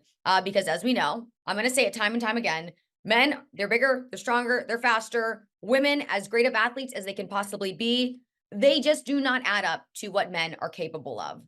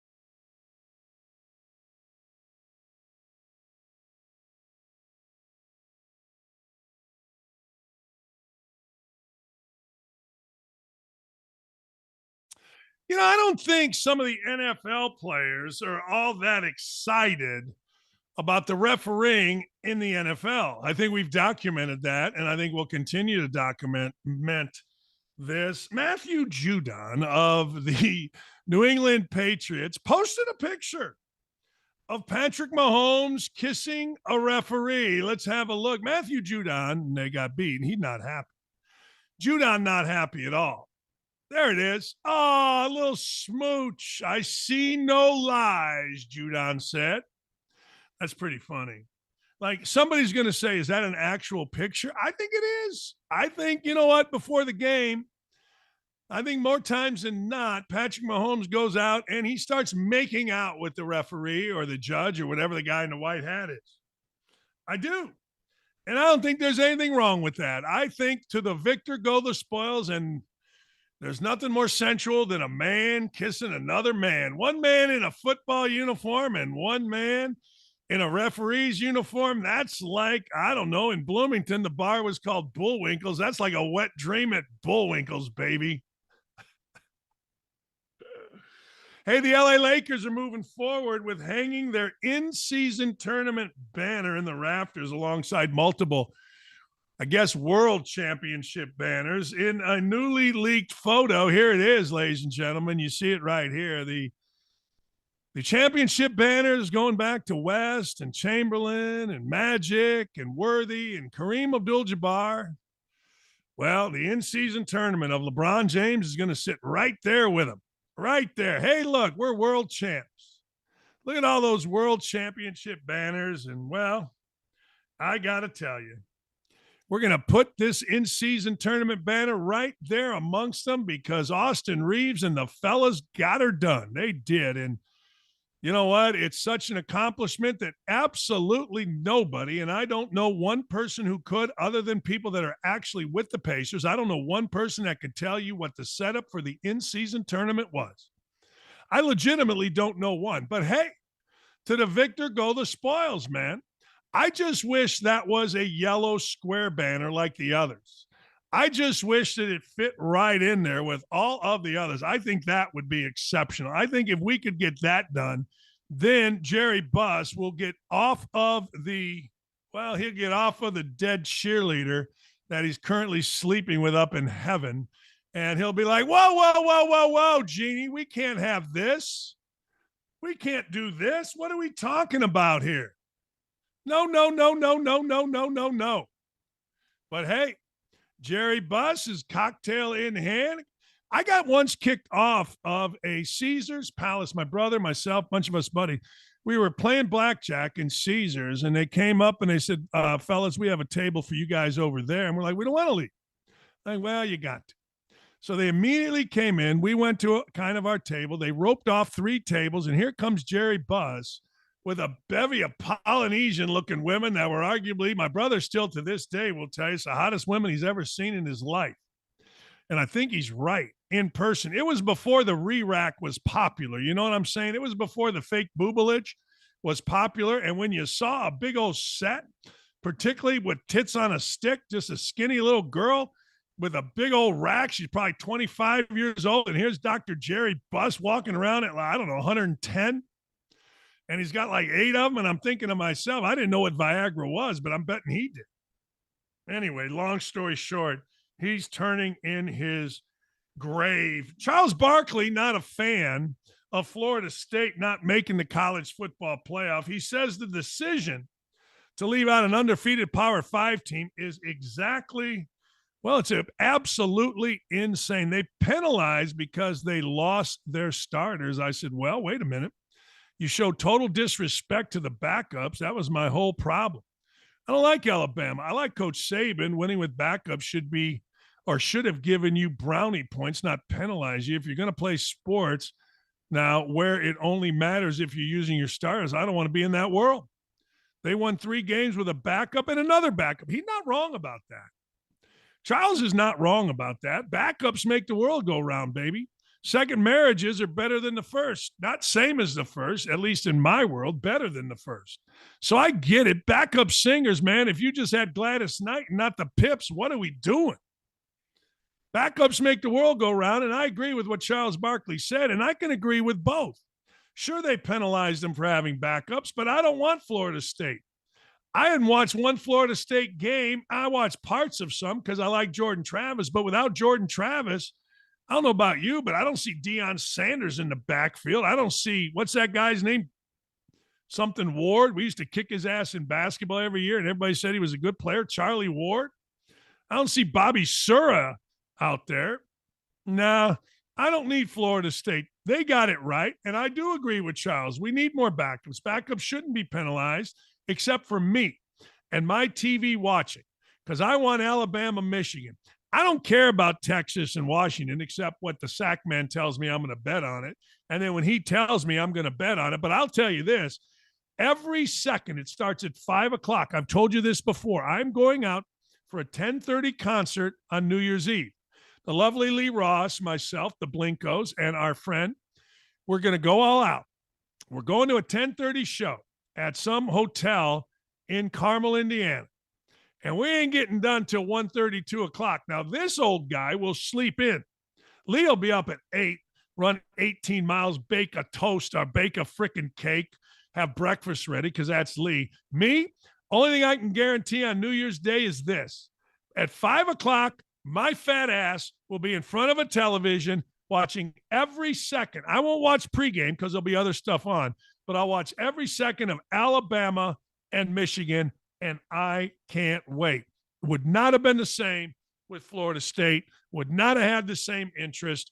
I love you, Charles Barkley. Love you long time, but ain't doing it. File this under, what do you expect them to say? DJ Moore doesn't want the Bears to pick a quarterback in the 2024 draft, gives a ringing endorsement to Justin Fields. This is the real world of college, of professional football. This is something you need to pay attention to. The locker room. The locker room for a guy coming in, taking the place of a popular quarterback can be an awful place. Awful. I mean, horrendous. So he gives a ringing endorsement, DJ Moore does, and DJ Moore's words have value. He was brought over from Carolina. The Bears have the first pick in the draft because that's Carolina's pick, and they got it. Ryan Poles did a good job of getting the right pieces. Okay. He says, don't bring in Caleb Williams. Don't bring in Drake Maye. Don't bring in other guys. Here's what DJ Moore had to say. I don't know. Y'all asked me that, last week? Somebody asked me that last week. I'm still like, bro, where are y'all seeing this? Like, what makes him not the quarterback for the Chicago Bears right now? I get y'all got everybody coming out. It's like 2 of them. I don't think they better than Justin, so they cool. It's just tough. If the team, football teams are 75% African-American. All right, let's just call it what it is. Maybe more than that. And you got an African-American quarterback, wide receivers, running backs. It's well documented. Rashard Mendenhall let us know. Anyway, and you're sitting there and you're going to bring a white quarterback in here that may or may not be better. No, you better not do that. You better be careful with that one. You're going to bring a black quarterback in here. And I got to tell you, Caleb Williams, to me, I saw he's got another commercial. I've had enough of that guy, and I'm not even in the NFL. I'm not. I am not in the NFL. I am not in it. I will not be. I have no idea. I am not in it. Period. Not. But I will tell you, that's a tough ask. And look, what makes him not the quarterback of the Chicago Bears? Well, I don't know, but I'll tell you what makes it up for debate. They haven't won. They haven't won.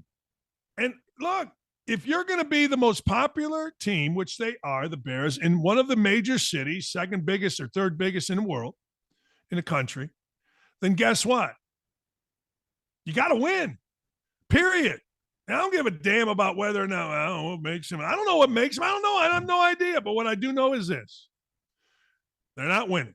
And when you're not winning, all jobs are up for grabs. Hey, I want to be a sanctuary city.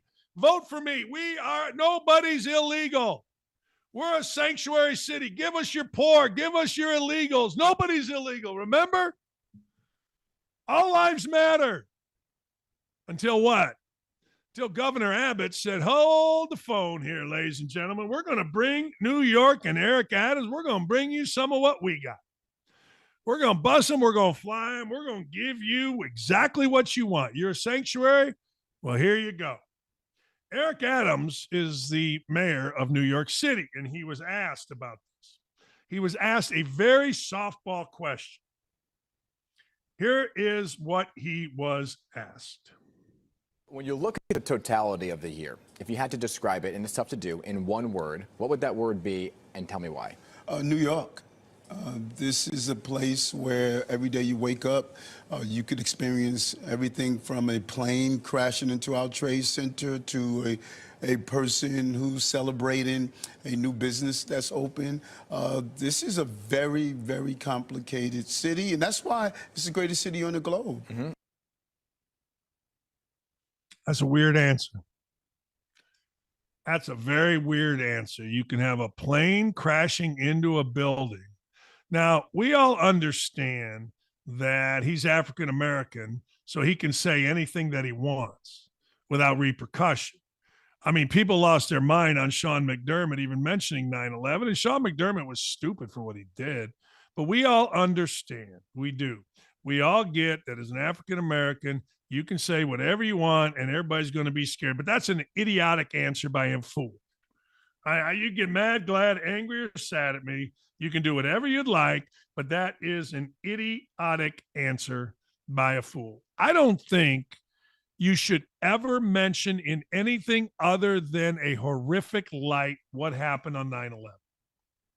Hey, look, man, you might wake up and a jetliner flies into the World Trade Center, or you might open a business. Wow, it's just New York. It's complicated that way. What the hell are you talking about? Stop it. Just stop with the 9/11 references, all of you, unless you just want to simply say it's the worst thing to happen on our soil since December 7th, 1941. I mean, God dang, how stupid do we have to be? But I get it. I get it. I get it. We all get it. All right. I told you this at the time, and you poo-pooed me. Don't poo-poo me. I told you at the time Matt Canada was not the problem with the Pittsburgh Steelers. You all poo-pooed me. You all said, look how many yards we got in the next game. We got 400 yards.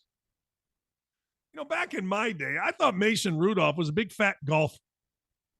I thought he was a big fat golfer, and then I think he was an announcer on NBC or one of those shows, but apparently Mason Rudolph, remember, he's the guy that Myles Garrett swung his helmet at, and another in a long line of liars about race. Myles Garrett said that Mason Rudolph called him the N-word. By the way, we're still waiting to see what happened with that lie that the Norfolk State coach perpetrated on Illinois State. I don't know if there's an actual investigation that's going to come out or not, but that guy lied as well, along with the Duke volleyball player at BYU. It's just what happens now, and everybody buys into it. But anyway, so now the Pittsburgh Steelers, after trying Mitchell Trubisky, Kenny Pickett got hurt.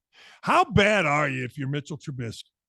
I mean, you come out of Carolina, you're getting this chance. I mean, it's a chance to turn your entire career around.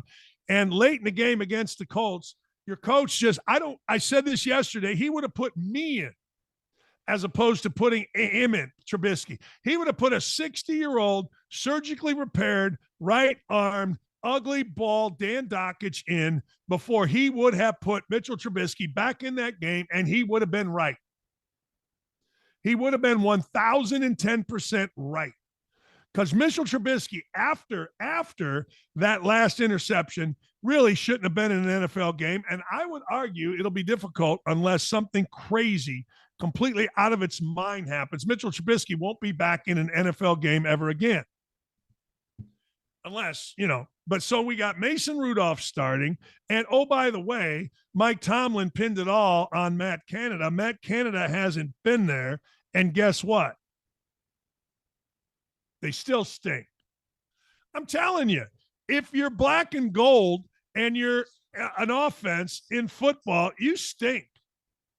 You smell like what I just did to that bathroom back there. And I got to tell you, it's wafting out here, and it ain't good. It ain't good at all. Hey, did you see this? Giannis passed Kareem Abdul Jabbar to become the Bucs' all-time leading scorer. It speaks to how great Kareem Abdul Jabbar was.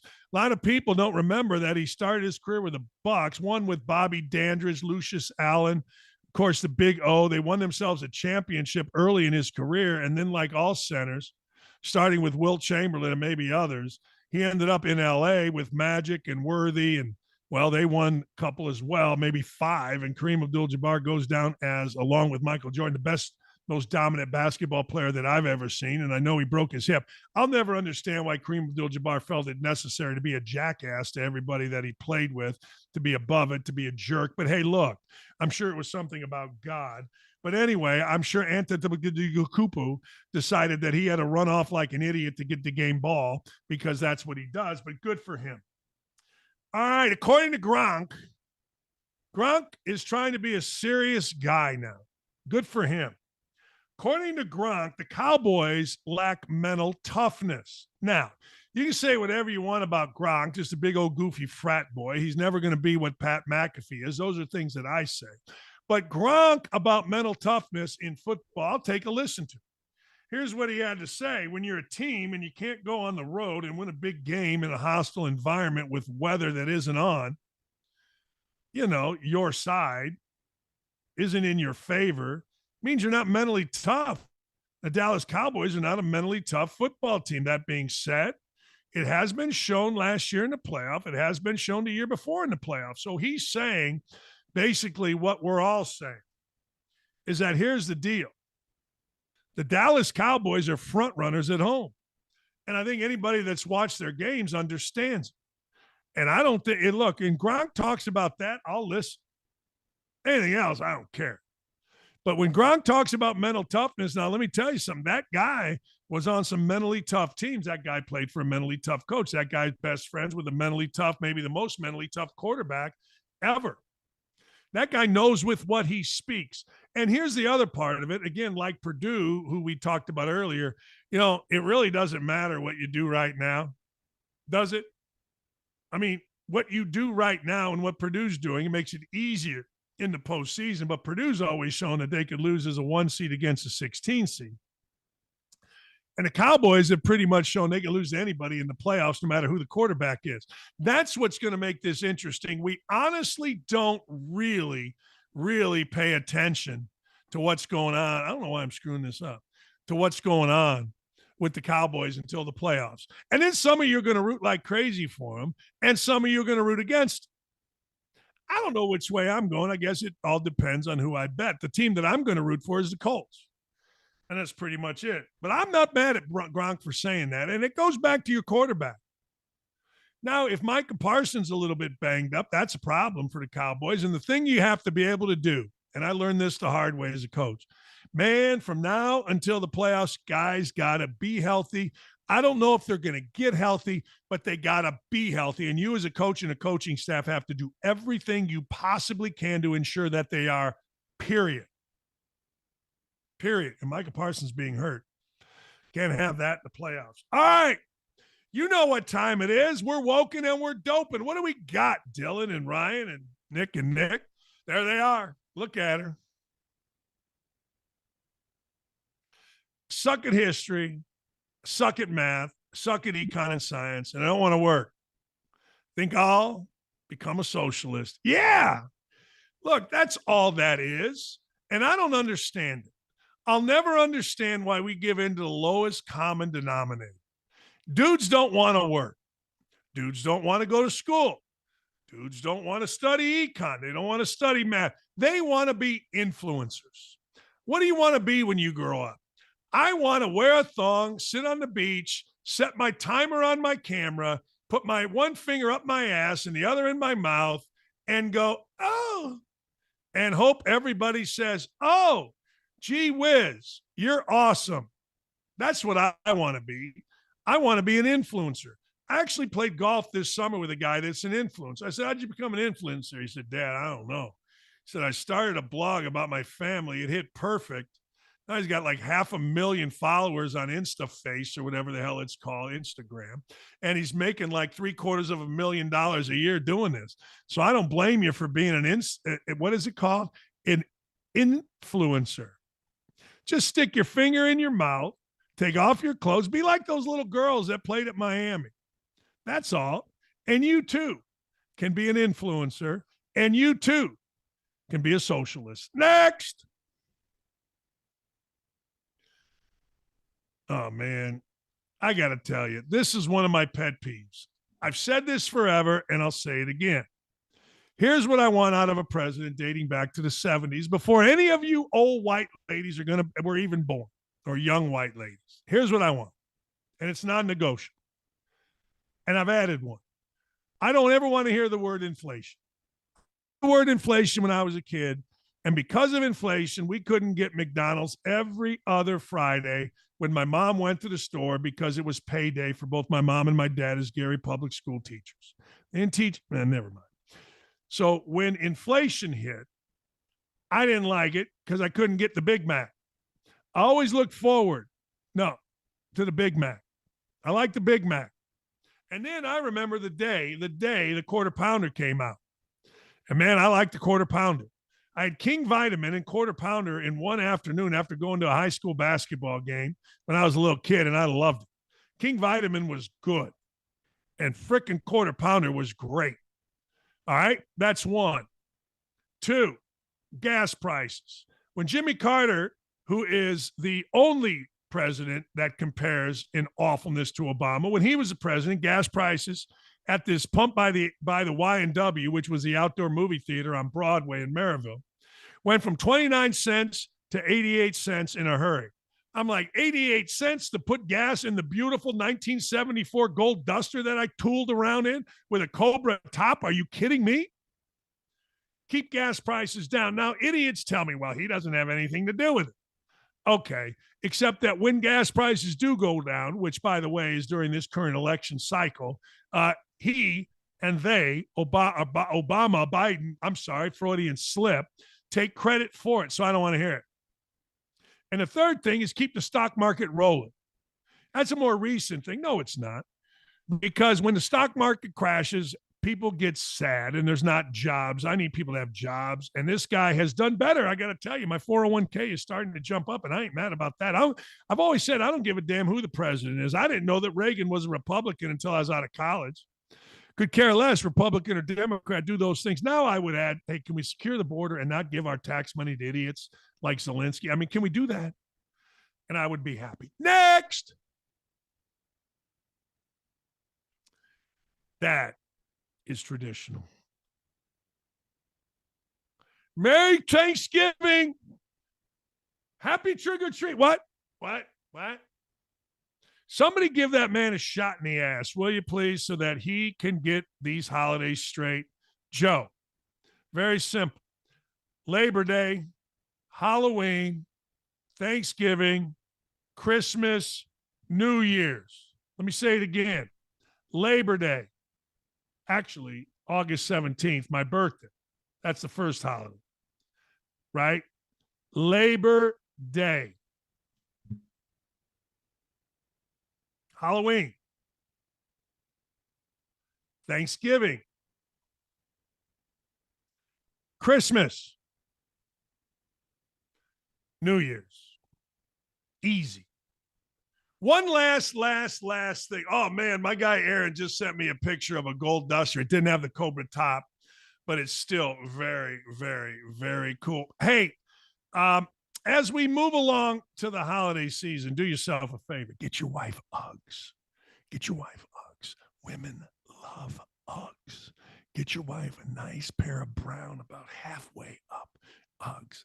Don't at me about it. I'm giving you gift ideas. And one of them is get your wife Uggs. See if I get Lee jewelry, she takes it back. Don't do that. Or if your wife is into golf, get her some new clubs. That's what I'm actually getting Lee. I'm going to get her new clubs. I'm trying to give you Christmas ideas. And she's right over there. And I don't want her to hear because I've got gifts hidden all over the house. Okay. All right. Hey, one last thing. The rule of 84 in gambling. It only applies to the NFL. Here's the deal. This is from my boy, the Sack Attack. When you view a game and you say, okay, game, who am I going to bet on? and you decide that you are going to bet on the underdog, like last night, the sack attack bet had me bet 4.5. I took the Seahawks underdog plus 4.5. Then you might as well just bet the money line too, because in the NFL, the rule of the 84% rule dictates that 84% of the time, the underdog or the favorite that covers wins the game. It's mostly the underdog. I think I'm screwing this up. Let's just say it's the underdog. So you got 4.5 last night. It's 84%. If I think the underdog is going to win, which Sackman did, thus I did, then I also bet the money line. Obviously, I get a better number on the money line. I don't need the points. I think it was plus, 180 last night on the money line. It was minus 110 with 4.5. It's 84% accurate. Live it. Learn it. I tried to tell my boy KC last night. He sent me a text. Who do I take? I go, I don't know, but the sack man's giving me minus or plus 4.5. You take that in the money line. No, I like the points. I go, that's an amateur. You're a rookie. Don't be a rookie. The rule of 84% apply. What's the first text I got today? Damn, you were right. Rule of 84%. Have a great afternoon, everybody. I'm getting ready to bet Bowling Green. I'm going to take Bowling Green. I'm going to give 11.5 points. Hey, Nick, Taylor, Nick 2, Ryan, Aaron, Katie, Haley, Beth the Booker. You guys are awesome. Thanks for everything. Gary, hasta la vista. Who else? That's it. Goodbye. See you tomorrow.